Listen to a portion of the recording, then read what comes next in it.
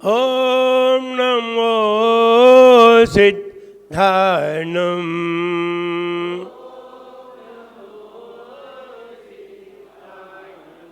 ओम नमो आयर्याणम।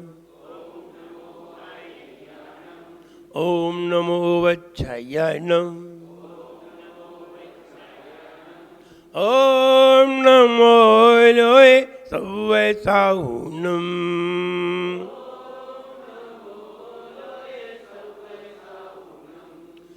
एक कंजारा श्री आदिनाथ भगवान की, एक कंजारा श्री महावीर भगवान की, परम पूजाचार्य श्री कुंद कुंद भगवान की, परम पूजाचार्य गुरुवर श्री विराग सागर जी गुरुदेव की, अहिंसामयी जैन धर्म की।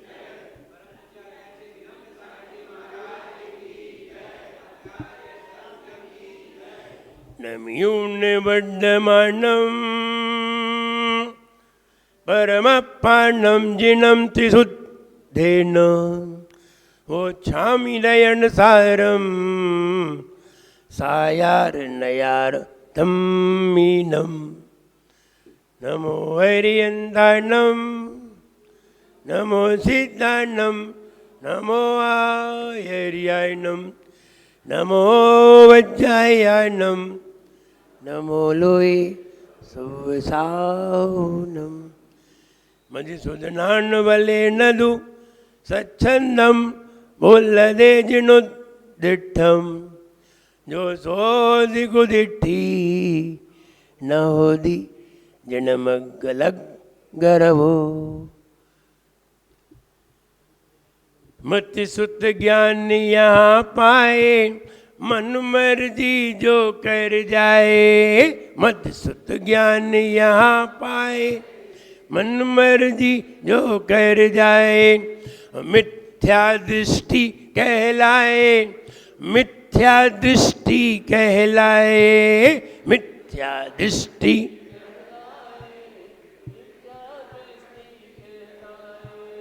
बोले जो स्वच्छंद यहाँ उसमें हो सम्यक तो कहाँ। बोले जो स्वच्छंद यहाँ उसमें हो सम्यक तो कहाँ। उसके वचनों में हो, उसके वचनों में सच रूप नाए रे। जीवन है पानी की बूंद कब मिट जाए रे। हो जीवन है पानी की बूंद कब मिट जाए रे। अग्नि अनोग्नि हो नी अनहोनी कब क्या घट जाए रे। जीवन है पानी की बूंद कब मिट जाए रे। हो जीवन है पानी की बूंद कब मिट जाए रे। मत शुद्ध ज्ञान यहाँ पाए मन मर्जी जो कर जाए। मति श्रुत ज्ञान यहाँ पाए मन मर्जी वो कर जाए। मिथ्या दृष्टि कहलाए, मिथ्या दृष्टि कहलाए, मिथ्या दृष्टि कहलाए, मिथ्या दृष्टि कहलाए। जब हमें मति ज्ञान और शुद्ध ज्ञान दोनों ही प्राप्त हुए हैं, ये दोनों ज्ञान गलत भी होते हैं और सही भी होते हैं। तीन ज्ञान ऐसे होते हैं जो गलत भी हो सकते हैं और सही भी हो सकते हैं। यद्यपि दो ज्ञान ही ऐसे होते हैं जो गलत ही होते हैं या सही होते हैं। तीसरे ज्ञान को तो ये पहला ज्ञान गलत कर देता है, जबकि तीसरा ज्ञान गलत बहुत कम होता है। पहला ज्ञान ही गलत कर देता है। पहले ज्ञान में ही सारी मुख्यता है। पहला ज्ञान सही, सब सही। शुद्ध ज्ञान तो अपने आप सही हो जाएगा, पहले पहला तो सही हो जाए। और पहले को सही करने के लिए बहुत ताकत लगानी पड़ती है, बहुत मेहनत करनी पड़ती है। आप इस दीवार में से एक ईंट उखाड़ के देखो, इसी दीवार में से पहली ईंट उखाड़ के देखो, पसीना आ जाएगा। न जाने कितने औजार लगाने पड़ेंगे पहली ईंट उखाड़ने में, दूसरी में अरे आल उगड़ जाएगी। और तीसरी तो आल उगड़ जाएगी, पहली में पसीना आ जाएगा। जैसे आप मकान की नींव रख करके देखिए, बहुत मेहनत करनी पड़ेगी, पूरा बेस बनाना पड़ेगा, पूरे बेस में जाल बिछाना पड़ेगा, पूरे बेस पर आरसीसी डालनी पड़ेगी और लोहे का भीम बनाना पड़ेगा, तब कहीं जाकर के एक पिलर खड़ा कर पाओगे। दूसरी मंजिल में कोई जरूरत नहीं है, दूसरी मंजिल में पूरा जाल बिछाने की कोई जरूरत नहीं है। पहली मंजिल पे पसीना, पहली नींव में पसीना आ जाएगा। ऐसे ही पहले ही ज्ञान में पसीना आता है, दूसरे ज्ञान में कुछ नहीं आता। दूसरा ज्ञान तो अपने आप आगे बढ़ता जाता है। पहली बार साइकिल चलाना सीखिए, पसीना आ जाता है, फिर तो आराम से सब सीख जाते हैं। आइए वो मति ज्ञान के बारे में जानते हैं। सबसे सबसे सही चलाने वाला और यही गलत चलाने वाला ज्ञान है। कौन सा ज्ञान? मति ज्ञान। इसी पे आइए और कहते हैं मति शुद्ध ज्ञान। हमें दो ही ज्ञान प्राप्त हुए हैं, मति ज्ञान और शुद्ध ज्ञान। ये दोनों ज्ञान पराधीन है, ये दोनों ज्ञान दूसरे के आश्रित हैं, डिपेंडेड है, इंडिपेंडेंट नहीं है। दोनों ज्ञान डिपेंडेड है। इंद्रियां नहीं हो तो ये काम नहीं करे। ये इंद्रियों के आधार से चलता है, मन के आधार से चलता है और मन इंद्रियों के आधार से चलता है। जैसे आपका मीटर, जो बिजली का मीटर होता है, किसके आधार से चलता है? डीपी से, पावर हाउस से, किससे चलता है? आपके घर में लगे हुए इंस्ट्रूमेंट से, पंखा, कूलर, फ्रिज, एसी, इनसे तुम्हारा मीटर चलता है। मीटर डीपी से नहीं चलता। डीपी से मीटर कनेक्ट है, लेकिन डीपी से मीटर चलता नहीं है। ऐसे ही ये मति ज्ञान, हमारा मन डीपी से कनेक्ट है। ये मति ज्ञान डीपी से कनेक्ट है, लेकिन डीपी से चलता नहीं है, चलता इंद्रियों से है।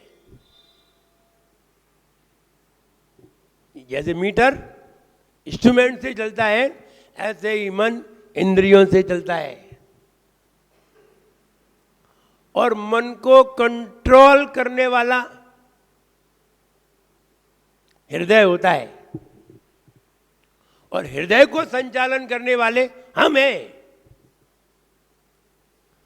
अब विचार करिए, हम ही बेवकूफ हो तो हार्ट कौन सा समझदार हो जाएगा? और मन, हम ही बेवकूफ हो तो मन अपने आप गलत दिशा में चला जाएगा, और हम सही हो तो मन अपने आप कंट्रोल में आ जाएगा। मति ज्ञान सबसे खतरनाक, यही तुम्हें केवल ज्ञान तक ले जा सकता है,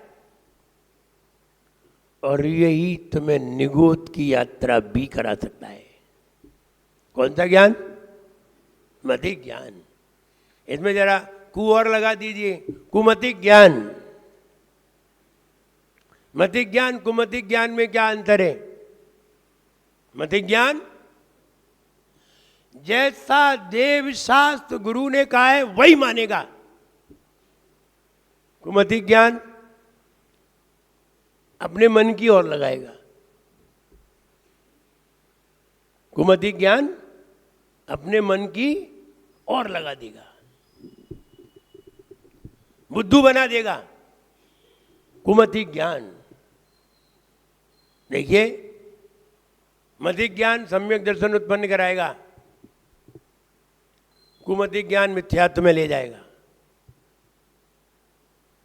मति ज्ञान सही सही बात को स्वीकार करेगा, मति ज्ञान हृदय पे पहुंचेगा, कुमति ज्ञान खोपड़ी पे आ जाएगा।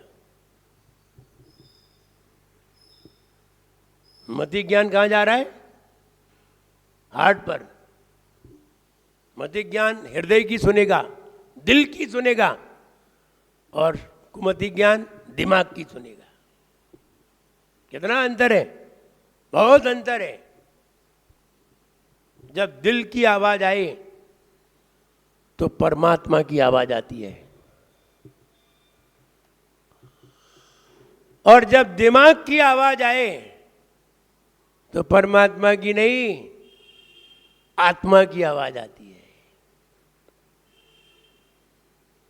आत्मा की आवाज में और परमात्मा की आवाज में बहुत अंतर है। जब हम घोड़ी पे चढ़ के गए थे शादी करने के लिए, बताइए परमात्मा की आवाज थी कि आत्मा की?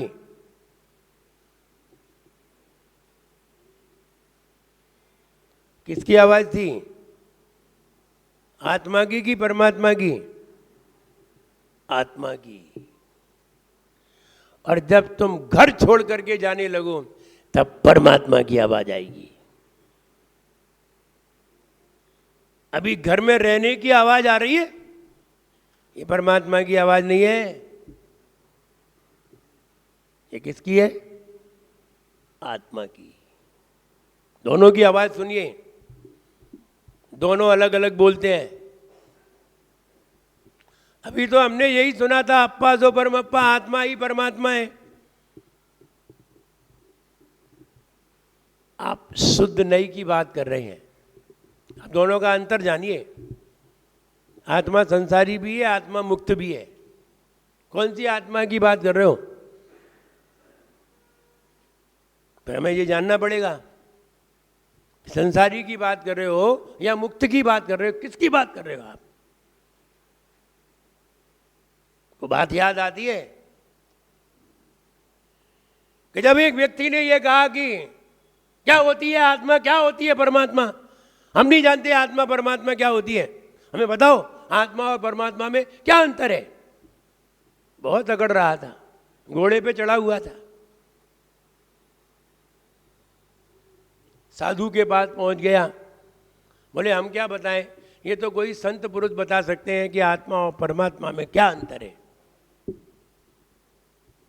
हम नहीं बता सकते, हम तो आत्मा को ही जानते हैं, परमात्मा को नहीं जानते। संत पुरुष हुआ करते हैं, ये आत्मा को भी जानते हैं और परमात्मा को भी जानते हैं।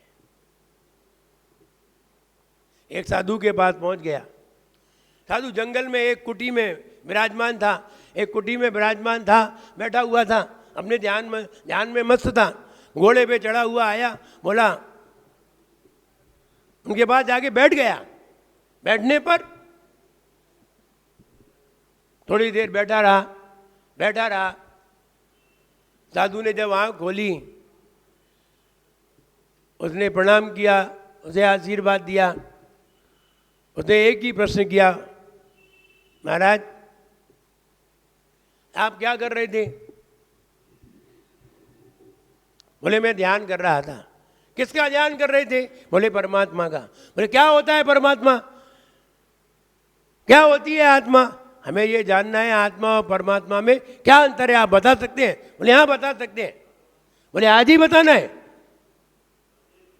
बोले हम आज ही जानना चाहते हैं। बोले कल आना, कल बताएंगे। कल रविवार है, छुट्टी का दिन है, और छुट्टी के दिन में ये बातें बताएं तो अच्छी रहेगी। वो कल आ गया, सही समय पे आया, और साधु बिल्कुल तैयार था बताने के लिए। और आया, घोड़े से उतरा, साधु के पास बैठा और बोला, महाराज बताइए आत्मा और परमात्मा में क्या अंतर है? बैठो। और बैठाया, और साधु अपने अंदर कुटी में गया, और एक बढ़िया सा हंटर लेकर के बाहर आया। और उसने 2-4 बार तो पहले फटकारा उसे एंटर को, तेज आवाज आई, पूरे जंगल में आवाज गूंजी। वो देखता रहा। उसने कहा महाराज हम आत्मा और परमात्मा में अंतर जानने आए हैं। बोले हाँ हम वही बता रहे हैं। और उसने 4-5 बार अंडर को फटकार करके जोरदार अंडर उसमें लगाया। वो तो बहुत चक्का सा रह गया।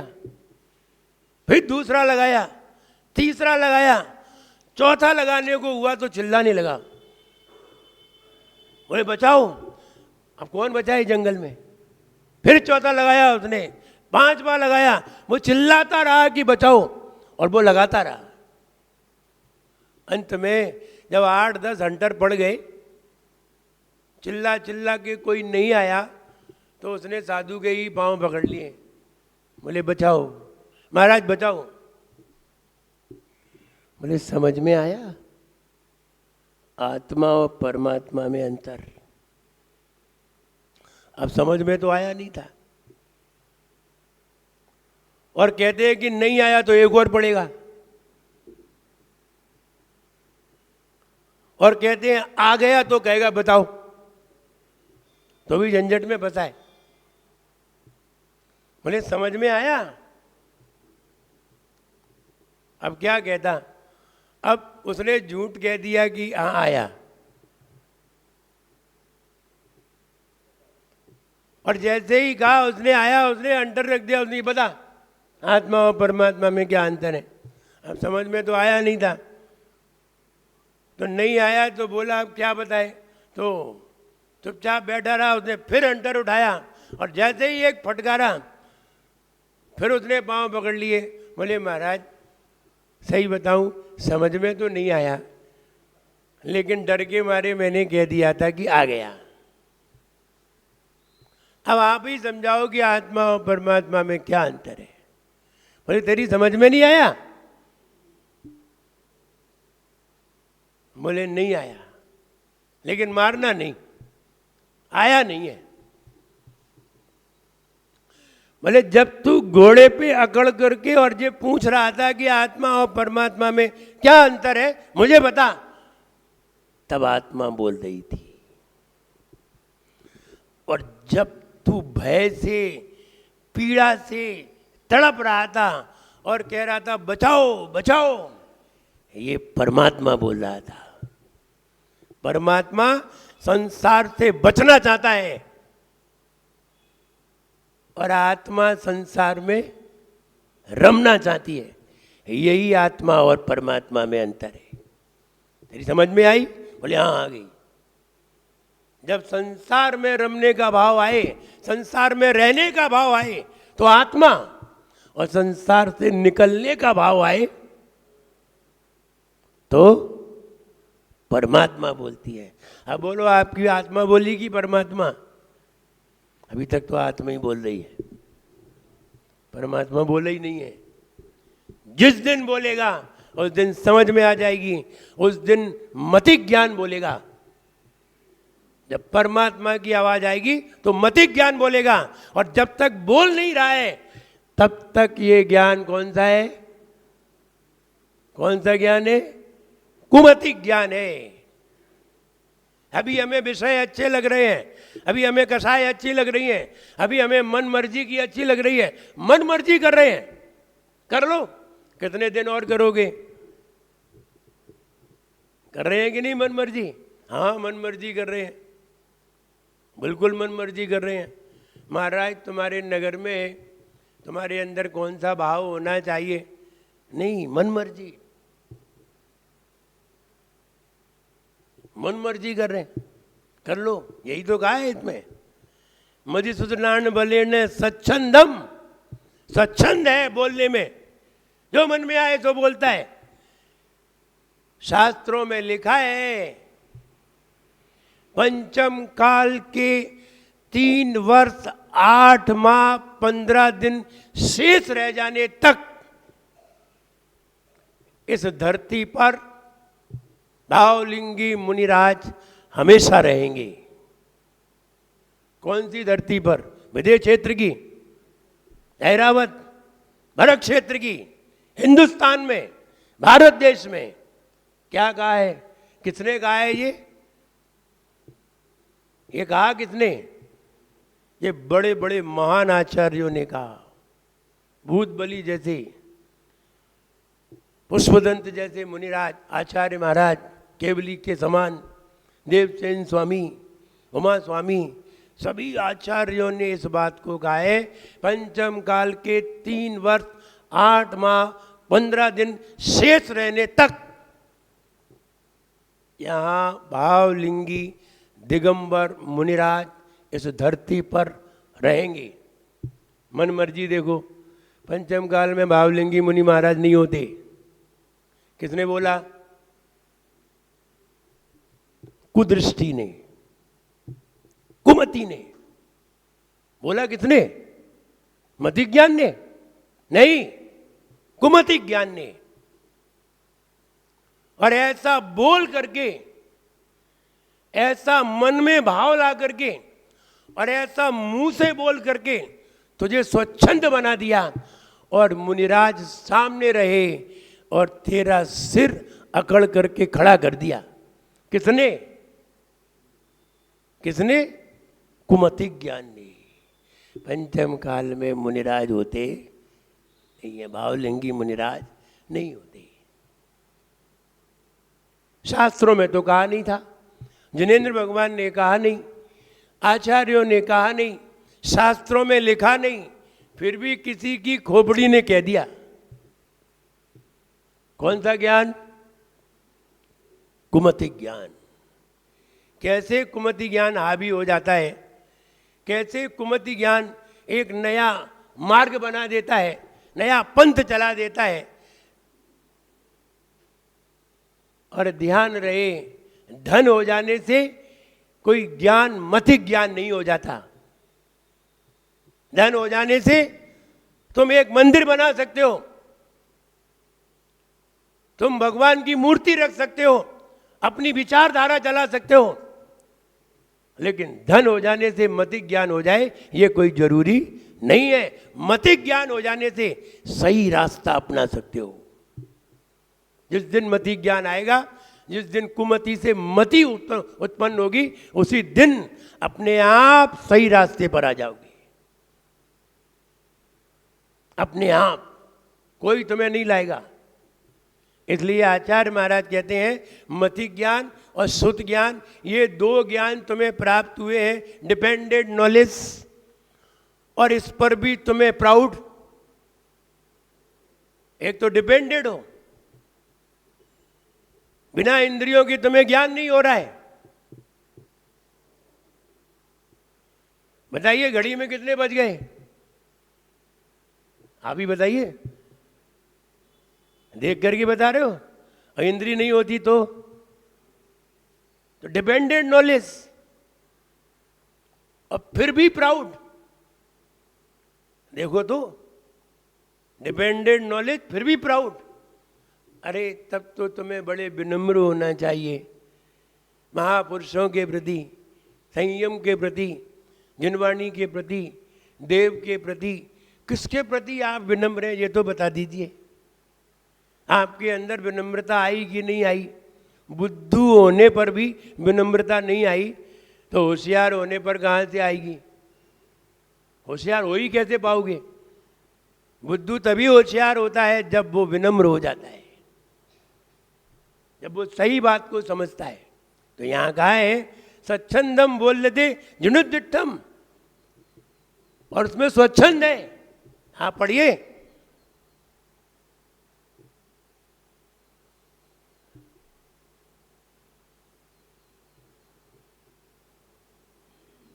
तत्वा सूत्र का सेकंड लास्ट सूत्र,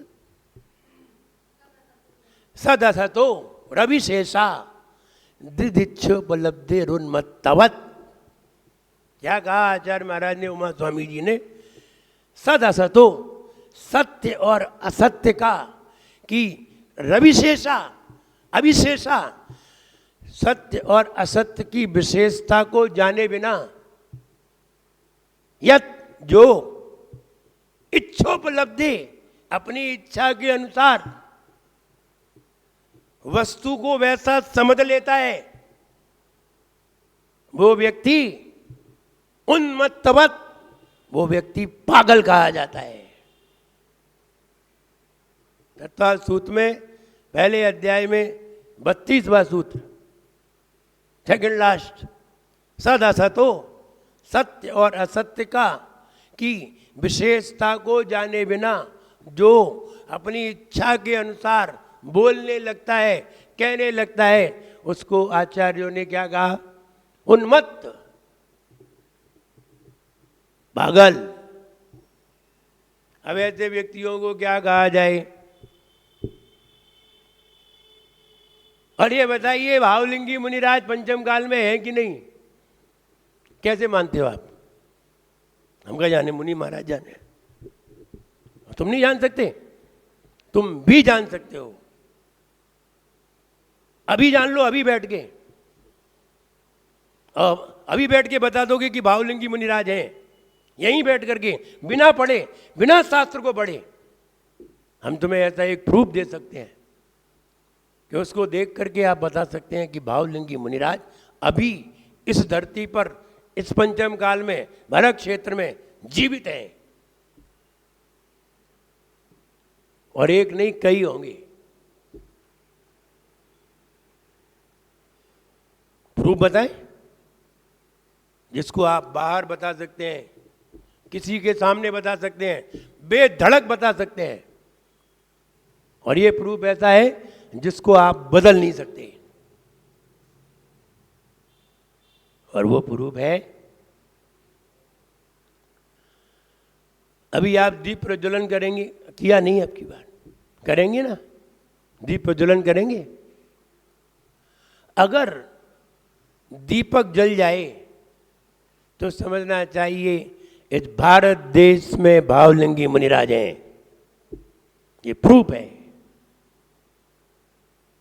ये क्या है? प्रूफ है। और फिर भी यदि कोई ये कहता है कि हम नहीं मानते हैं, तो तुम नहीं मानते हो तो तुम्हारी कौन मानता है? ये तो बताओ। कोई बेवकूफ होगा जो मान लेगा, समझदार तो मान नहीं सकता। जिस दिन दीप जले, बस उस दिन समझना कि भावलिंगी मुनिराज हैं। मैं घर पे दीप ही तो जलाना है। एक दीपक जला के देख लो, जल जाए तो है, नहीं जले तो नहीं है। ये प्रूफ है। इससे बड़ा प्रूफ तुम्हें और कौन देगा? जब तक दीपक जलेगा तब तक भावलिंगी मुनिराज होंगे। नहीं, जब तक भावलिंगी मुनिराज होंगे तभी तक दीपक जलेगा। दीपक से भावलिंगी मुनिराज नहीं है, मुनिराज से दीपक है। हमसे दीपक है, हम दीपक से नहीं। इसलिए ये प्रूफ है। और इसे तुम्हें शास्त्र में पढ़ने की जरूरत नहीं है, ये तो सीधा सीधा रखा हुआ है। और फिर भी सामने वाला स्वच्छंद होकर के बोले कि भावलिंगी मुनि नहीं है, तो फिर समझना चाहिए इसकी मति खराब हो गई। भगवान से प्रार्थना करो इसकी मति सुधर जाए तो ठीक है, वरना इसकी मति बिगड़ी तो गति और बिगड़ेगी। कहते हैं ना, as condition of existence so mind, as mind so condition of existence. जैसी मति वैसी गति, और जैसी गति वैसी ही मति।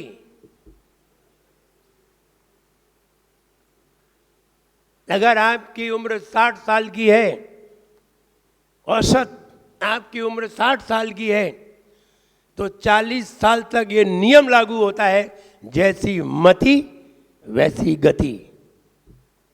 और 40 साल के बाद दूसरा कोटेशन बनता है, जैसी गति वैसी मति।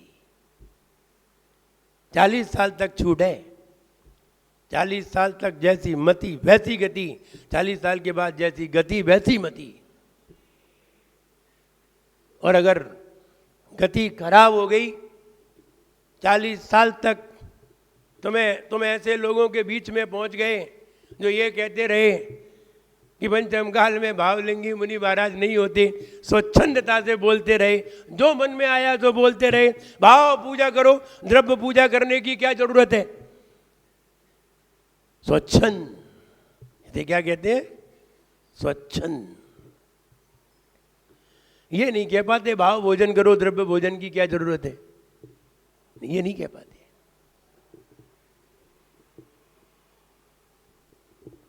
ये कह जाते हैं भाव पूजा करो, द्रव्य पूजा ना करो, यहाँ भूल जाते हैं। ऐसे स्वच्छंद लोग हैं, ऐसे स्वच्छंद लोगों की बातों में कोई ना आए तो बहुत अच्छा है। कहीं 40 साल तुम्हारे वहाँ गुजर गए और 40 साल तक ऐसे लोगों की बात मानते रहे। और मैं ये भी जानता हूँ कि ऐसे लोग भी हमारे ही पाप के कारण मिलते हैं, हमारे ही पाप के कारण। ऐसे गए कि हम ही ऐसे पाप करके आए हैं, हम ही मिथ्यात्व में रह करके आए हैं, मिथ्यात्व की पुष्टि करके आए हैं, हम ही संसार में रमण करके आए हैं, भोगों में लिप्त होकर के आए हैं। और हम आकर के अगर मनुष्य आयु में जन्म ले लें तो हो सकता है ऐसे लोगों के यहाँ जन्म हो जहाँ ऐसी स्वच्छंद बातें बोली जाती हैं।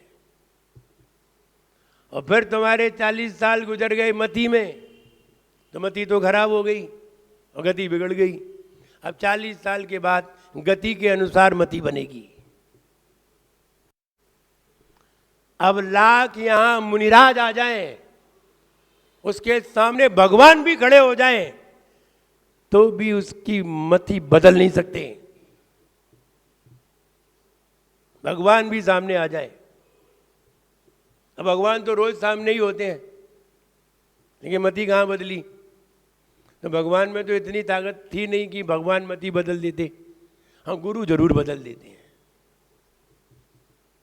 गुरु के सामने जल्दी बदल जाती है, भगवान के सामने देर में बदलती है। मेरे पिताजी भी ऐसे ही थे। ये कहते थे पंचम काल में मुनिराज नहीं होते। मैं अपने पिताजी की बता दूं। किसकी बता रहा हूं मैं? अपने खानदान की बता रहा हूं। तुम्हें बुरी गाय को लगेगी, तुम्हारी बता ही नहीं रहे।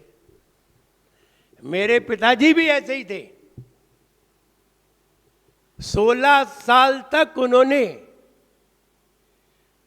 भगवान की पूजा धोती दुपट्टे में नहीं की।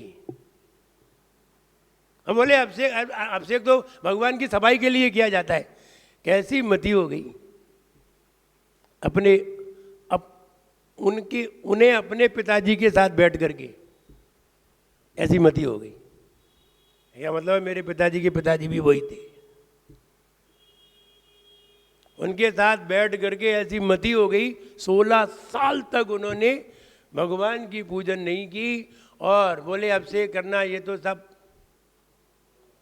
आ गए ना स्वच्छंद। क्या करें? स्वच्छंदम बोल लदे जिनुदिट्टम। जिन्हें भगवान के उपदेश को पढ़ करके भी जो स्वच्छंद बोलता है, अपने मन की बोलता है, जो सोदी कुदिट्ठी वह मिथ्या दृष्टि होता है।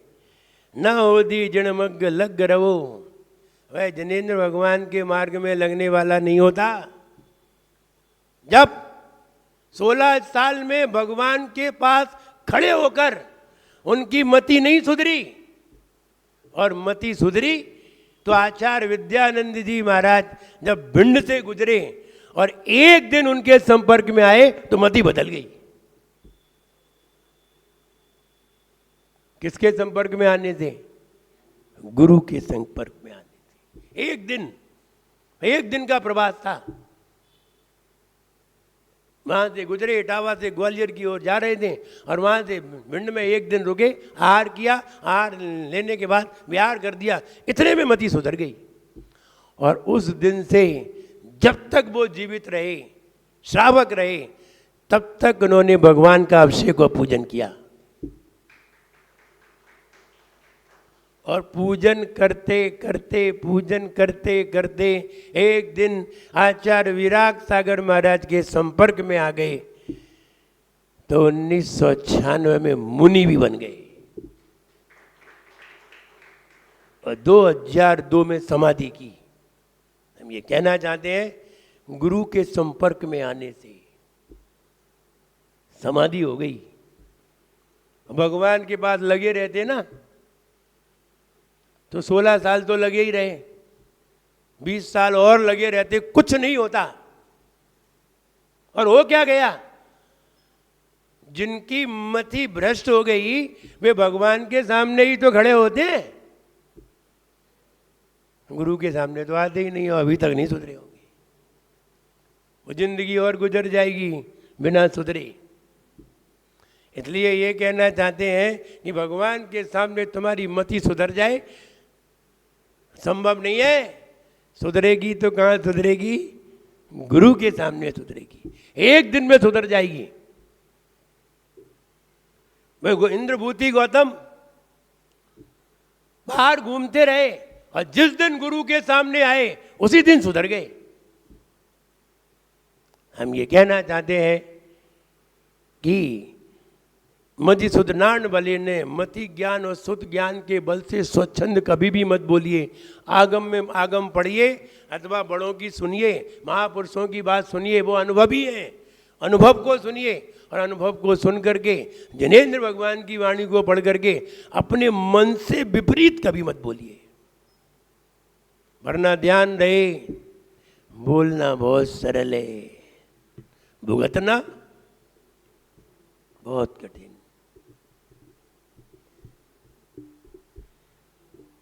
बोलना बहुत सरल है, मारीच भी बोल गए थे, दुर्गति हो गई। बोले ही तो गए थे और कुछ नहीं कर गए थे, सिर्फ बोल बोल के चले गए। और बोल बोल के दुष्परिणाम ऐसे हुए कि जिसको सुनना भी बहुत दुखदायी हो जाता है। इसलिए स्वच्छंद कभी ना बोलें। हमने प्रूफ दे दिया तुम्हें भावलिंगी मुनि महाराज का। वर्तमान में सच्चे मुनिराज हैं, इसका तुम्हें प्रूफ दे दिया है। और फिर भी सामने वाला प्रूफ न माने, बोले आपने प्रूफ कैसे दिया? जिस दिन इस धरती पर अंतिम मुनिराज की समाधि होगी उसी दिन बादर अग्नि समाप्त हो जाएगी, उसी दिन अग्नि का जलना बंद हो जाएगा, अग्नि समाप्त हो जाएगी। ये उसकी पहचान है। मुनि के जाते ही अग्नि चली गई और मुनि के आते ही अग्नि आ जाएगी, ये भी समझ लीजिए। मुनि के आते ही अग्नि लौट के आएगी और मुनि के जाते ही अग्नि चली जाएगी।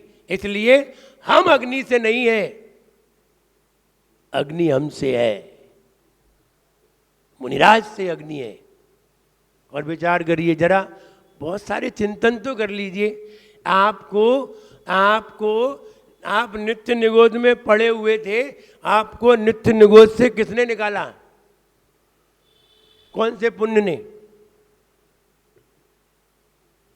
आप सारे जीव कहां से निकल के आए? नित्य निगोद से। आपको नित्य निगोद से निकाला किसने? कौन से पुण्य ने? मालूम है कि नहीं? है? मंद कसाय, बहुत समझदार है। मंद कसाय, निगोदिया को मंद कसाय। काय से हुई मंद कसाय? सम्यक दर्शन से, तो तत्व जानने से, देव सद्गुरु को जानने से। तो मंद कसाय काय से हुई? ऐसे ही नित्य निगोद से हम सभी बैठे हुए हैं, हमको किसने निकाला है? एक मुनिराज ने। किसने निकाला? मुनिराज ने। नित्य निगोज से कितने जीव निकलते हैं 6 महीने में? 608। और कितने मोक्ष जाते हैं? 608। एक जाता है वही तुम्हें लाता है। कौन लाया तुम्हें? मुनिराज। और देखो तो कैसे ढीठ हुए कि मुनिराज की ही बुराई करने लगे। जिसने तुम्हें निगोज से निकाला। निगोज से निकालने वाला कौन? मुनिराज। निमित्त नैमित्तिक संबंध है, एक जाएगा तब एक आएगा। एक जाएगा तब एक आएगा। तो निकाला किसने तुम्हें? मुनिराज ने। और मुनिराज आंखों देखे नहीं सुहाते। हद की भी हद कर दी, हद से भी ज्यादा हो गई। तो जिसने तुम्हारा इतना उपकार किया, तुम्हें निकाला, और फिर भी तुम्हें निकालने के लिए तैयार है, तुम भले ही दुष्ट सही, फिर भी तुम्हारा कल्याण करने के लिए तैयार है। पार्श्वनाथ भगवान बैठे रहे और कमट पत्थर मारता ही रहा। भगवान बोले ठीक है, तुझे पत्थर मार के ही मोक्ष जाना है तो जा। तो कहने का मतलब ये है, मुनिराज के उपकार कौन जान सकता है? ये वो है, ये स्वयं अपने लिए तो जीते ही हैं, लेकिन दूसरों को भी जिला देते हैं, दूसरों को भी तिरा देते हैं। जिन मुनिराज का उपकार कौन चुका सकता है? मति सुध नान भले नया। तब ये बात लिखी है, मति सुध ज्ञान यहाँ पाए, मन मर्जी जो कर जाए। मति सुध ज्ञान यहाँ मन मर्जी जो कर जाए। मिथ्या दृष्टि कहलाए, मिथ्या दृष्टि कहलाए। मिथ्या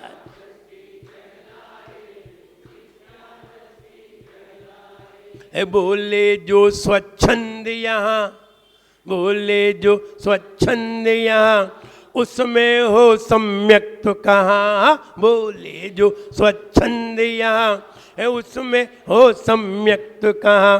उसके वचनों में हो, उसके वचनों में सच रूप नाए रे जीवन।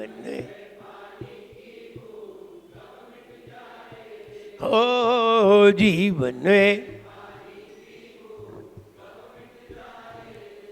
इसलिए विचार करिए, हमारे पास कौन सा ज्ञान है? मतिक ज्ञान और कुमतिक ज्ञान और कुशुद्ध ज्ञान। मतिक ज्ञान नहीं है। मतिक ज्ञान तो बनाने में लगे हुए हैं।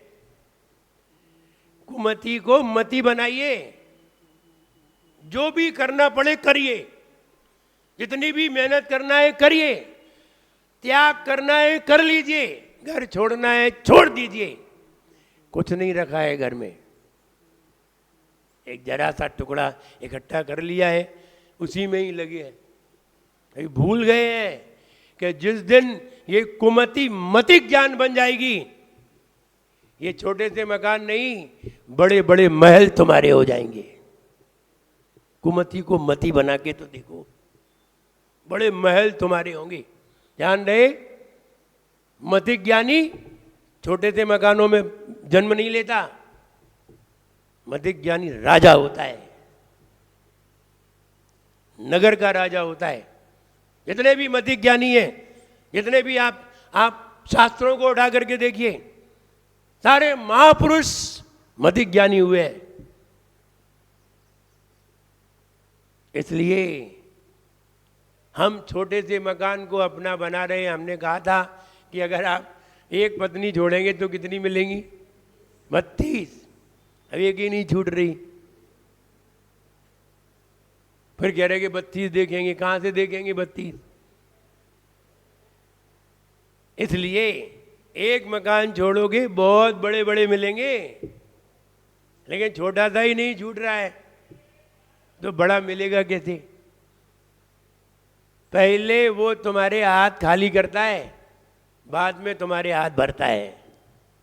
पागल नहीं है? पहले तुम्हारे हाथ खाली करता है। हम छोटी सी वस्तु हाथ में पकड़े हुए हैं, वो बड़ी वस्तु तुम्हें देना चाहता है। वो कहता है पहले हाथ खाली करो, तो नहीं नहीं हम छोड़ेंगे नहीं। तो नहीं छोड़ोगे तो बड़ी कहाँ से मिलेगी? इसलिए पहले वो हाथ खाली कराता है, फिर तुम्हारे हाथ भरता है। और तुम ही हाथ खाली करने को राजी ना हो तो फिर वो चुपचाप खड़ा रहता है, बोले तुम लेने के लायक नहीं हो।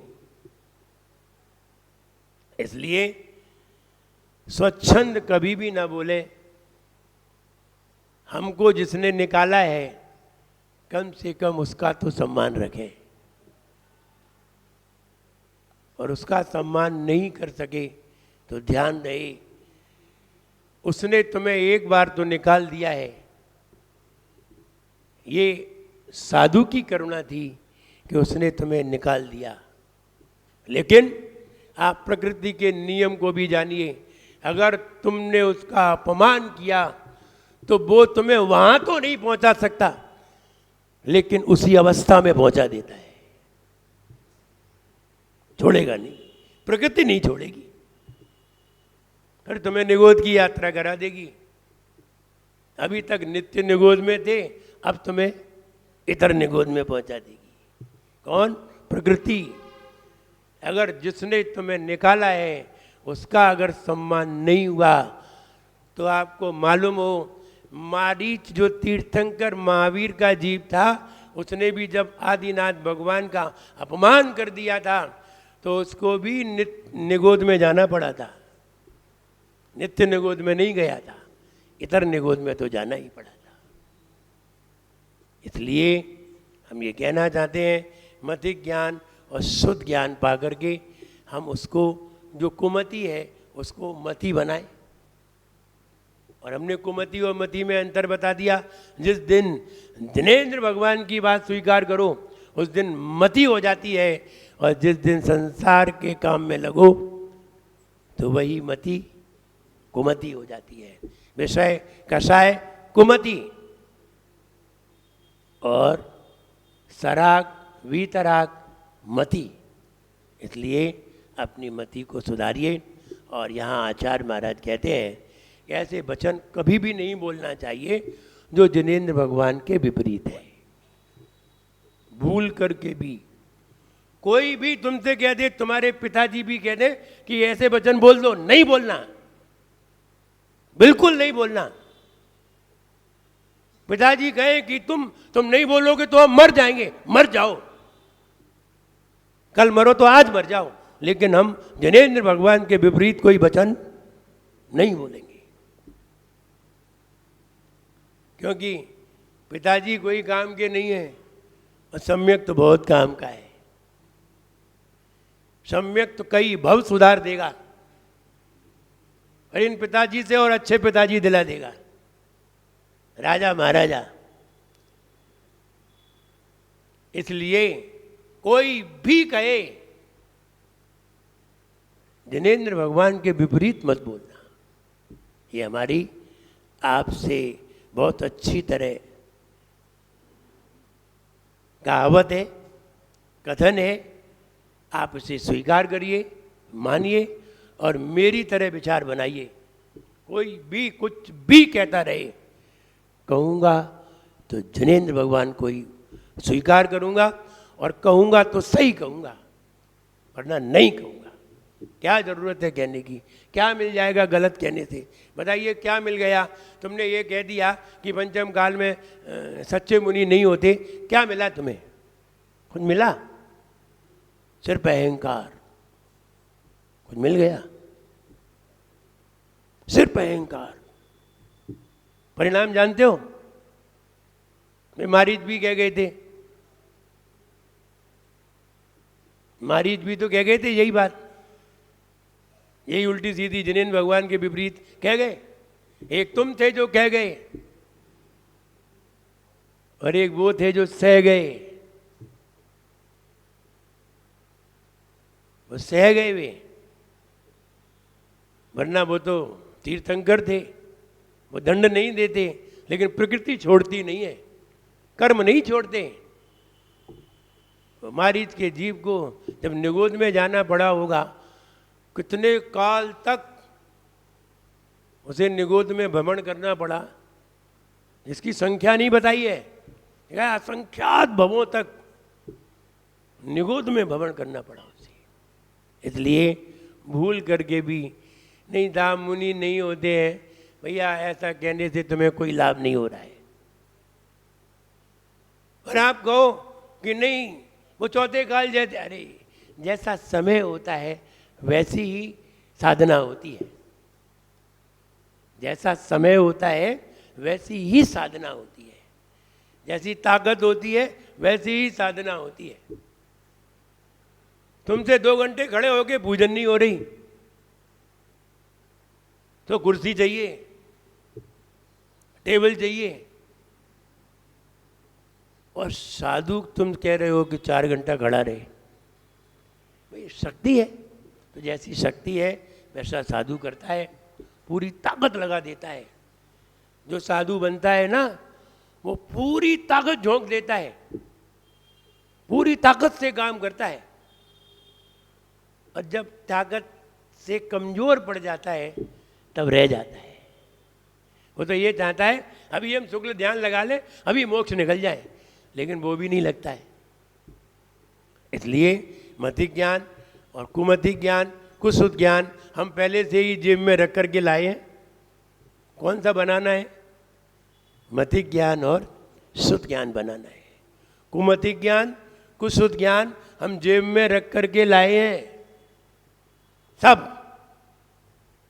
और इसको पढ़ करके कुछ अनुभव करके इसी कुमति को मति ज्ञान बनाना है।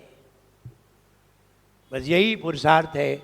और जिस दिन मति ज्ञान बन गया उस दिन सुत ज्ञान सम्यक दर्शन उत्पन्न कर लेगा, और सुत ज्ञान सम्यक कर लेगा तो एक दिन अवधि ज्ञान पर भी पहुंच जाएंगे, मना पर्य ज्ञान पर भी पहुंच जाएंगे, और एक दिन केवल ज्ञान पर भी पहुंच जाएंगे। ये मति ही वहाँ ले जाएगी और कोई नहीं। इसलिए विषय कषाय इनसे दूर, ये सब संसार के कार्य है और एक अपना कार्य है। दोनों कार्य समझिए, संसार का कार्य शरीर चलाने के लिए है और आनंद अपने आप में है, वो मति ज्ञान ही पैदा करेगा। इसलिए इस मति ज्ञान के द्वारा, शुद्ध ज्ञान के द्वारा हम अपना ज्ञान उन्नति की ओर ले जाएं, सम्यक्त को प्राप्त करें और अपने जीवन को आनंदमय बनाएं। मेरा सबके लिए खूब आशीर्वाद है। सब लोग खुश रहें, प्रसन्न रहें। जय बोलिए परम पूज्य आचार्य गुरुवर श्री विराट गद्दी गुरुदेव की।